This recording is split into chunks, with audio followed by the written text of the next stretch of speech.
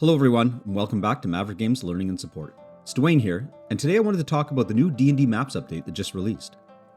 It's been a while since we had an update from the team that's currently developing maps, and to be fair, a lot of attention is on the new Sigil tabletop that's promising to deliver amazing Unreal graphics and immersive experiences. Now, maps has always been an underdog to me, as many complained upon release that there are better options in the VTT space, and to be honest, there are. However you may feel about maps, there's a good feeling in knowing that it is being developed in parallel to Sigil and will be its own thing for those of us who don't want to play in immersive 3D sandboxes. Let's have a look at what this update brought with it, and make sure you leave a comment on your thoughts about maps in general. While you're at it, make sure you give the video a like, and if you like the content that I'm bringing, consider subscribing. So, what's new in this update? Well, I won't go into detail on what features MAP has already brought us, and I've covered that in a previous video. But suffice to say that MAPS gives players and DMs a solid framework to run D&D adventures, albeit with very little connective tissue to other D&D Beyond systems like character sheets and encounters. But the update addresses one of those, but not everything I had hoped for. Well, yet. If you're like me and you struggle to keep everything you need to play D&D online under one ecosystem, this update isn't really going to fix that problem. It will, however, help you to run your moment-to-moment battle encounters with your players. Firstly, we have a solid initiative tracking system finally that lives within maps. One of my struggles in combat with maps is that the players have absolutely no way of visually seeing whose turn it is in the initiative order. I can see this, of course, through the encounter system, but as far as the players go, they can't. There are workarounds, of course, but nothing built in natively. This update gives us a great visual tracker that lives at the top of the player's screens. Now, most of this update is features that players themselves will never experience. You can now run your encounters fully in maps, well, mostly. Your encounters will populate a sidebar showing all combatants complete with HP and initiative tracking. Any monsters that you have in your map will also be brought into the encounter, and you can then customize what is involved in the combat from there by removing or adding combatants as you see fit. When combat is started, you can see player HP right in the map's interface, essentially removing the need to use the D&D Beyond Encounters tool. My experience with maps has been fantastic, with a true minimalistic approach to a VTT.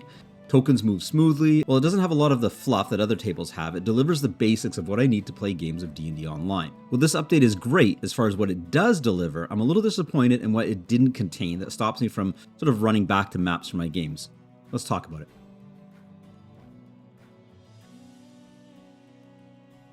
I understand that we're still early in the development phase of maps, and it's not going to address a lot of the features that I talk about, but hey, if I don't talk about them, they might never manifest. My biggest complaint right now is the lack of synergy with other D&D Beyond systems, specifically the character sheets. My players and myself are forced to keep extra tabs open in our browser in order to keep track of in-game information. For me, it's my monster stats, and even story information. In fact, D&D Beyond has not even addressed how Dungeon Masters are supposed to keep track of notes and campaign information at all. Dungeon Masters using D&D Beyond tools are forced to look outside the ecosystem to chronicle the player's journeys and adventure details.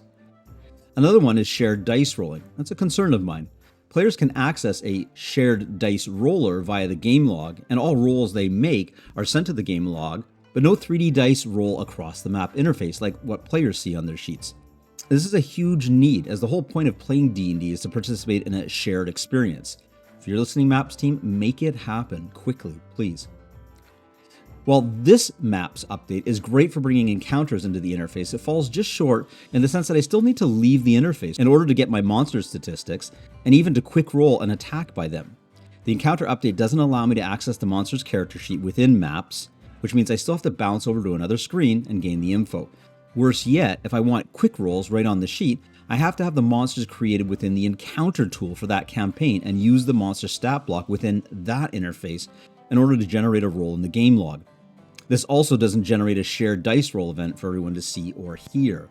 So as we near the inevitable launch of Project Sigil, one can only hope that the design team behind MAPS doesn't let off the gas and continue to add features and requests independent of what's going on over with the Sigil team.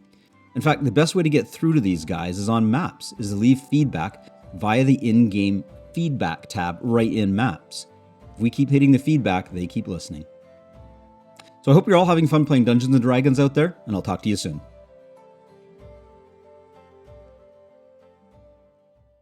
before you go, I need your help. I'm trying to grow the exposure of what we do here at Maverick Games. My goal is to actually bring information to parents and students for fun, academics, and even support of neurodivergency. Please subscribe and make sure you click on those notifications. I don't do paid ads or sponsorships. I hope that you can find content here that's enjoyable for yourself and maybe others. Thank you very much, and thanks for tuning in.